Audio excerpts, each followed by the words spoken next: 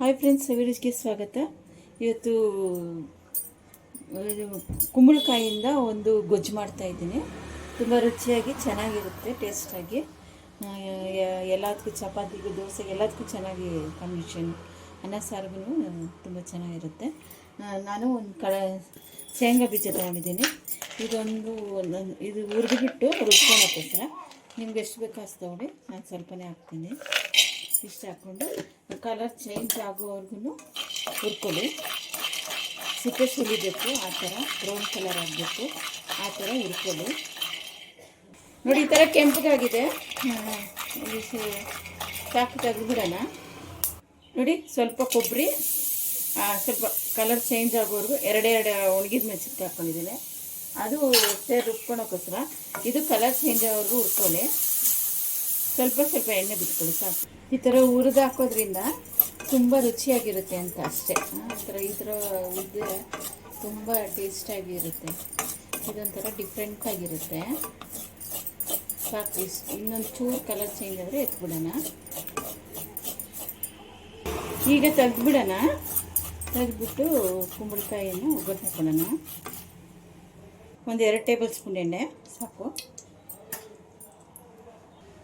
ಸ್ವಲ್ಪ ಸಾಸಿವೆ,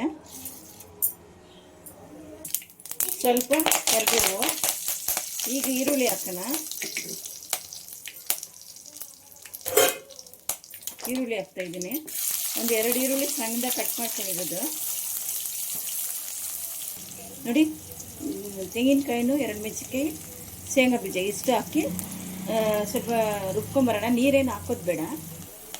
ನೋಡಿ, ಕುಂಬಳಕಾಯಿ ಹಾಕಿದ್ದೀನಿ. ಸಿಪ್ಪೆ ಎಲ್ಲ ತೆಗೆದುಬಿಟ್ಟಿದ್ದೀನಿ. ಒಂದು ಅರ್ಧ ಕೆಜಿ ಕುಂಬಳಕಾಯಿದು ಹಾಕಿ ಸ್ವಲ್ಪ ಫ್ರೈ ಮಾಡಿಕೊಂಡು ಆಮೇಲೆ ಅದ್ರ ಜೊತೆಗೆ ಖಾರದ ಪುಡಿ, ಅರಿಶಿನ ಪುಡಿ ಹಾಕಿ ಉಪ್ಪು ಹಾಕ್ತಾಯಿದ್ದೀನಿ. ನಿಮಗೆ ಎಷ್ಟು ರುಚಿಗೆ ಬೇಕೋ ಅಷ್ಟು ಹಾಕ್ತೀನಿ.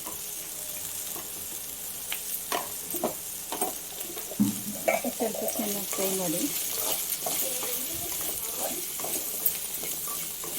1-2 ನಿಮಿಷ ಪ್ಲೇಟ್ ಮುಚ್ಚಿ. ನೋಡಿ, ಚಿಲ್ಲಿ ಪೌಡ್ರು ಅರ್ಧ ಟೀ ಸ್ಪೂನು, 1/4 ಟೀ ಸ್ಪೂನ್ ಅರಿಶಿನ, ಧನಿಯಾ ಪುಡಿ ಅರ್ಧ ಟೀ ಸ್ಪೂನು. ಸಾಂಬಾರು ಪುಡಿ ಇದ್ರೇ ಹಾಕ್ಕೊಳ್ಳಿ, ತೊಂದರೆಯಲ್ಲಿ ಹಾಕಿ ಚೆನ್ನಾಗಿ ಫ್ರೈ ಮಾಡ್ಕೊಳ್ಳಿ.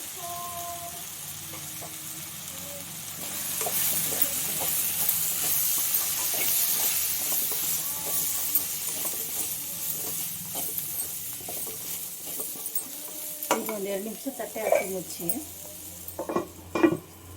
ಜಾಸ್ತಿ ಬೇಡ, ಒಂದು 1/4 ಗ್ಲಾಸ್ ನೀರು ಸಾಕು.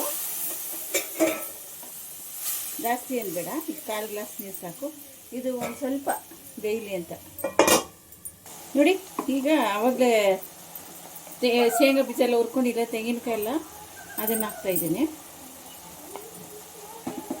ಹಾಕಿ ಚೆನ್ನಾಗಿ ಮಿಕ್ಸ್ ಮಾಡಿಕೊಡಿ. ನೋಡಿ, ಇನ್ನೊಂದು 2 ನಿಮಿಷ ಮೇಲೆ ಕೊತ್ತಂಬರಿ ಹಾಕೋಣ. ಗೊಜ್ಜು ರೆಡಿ ಆಯಿತು.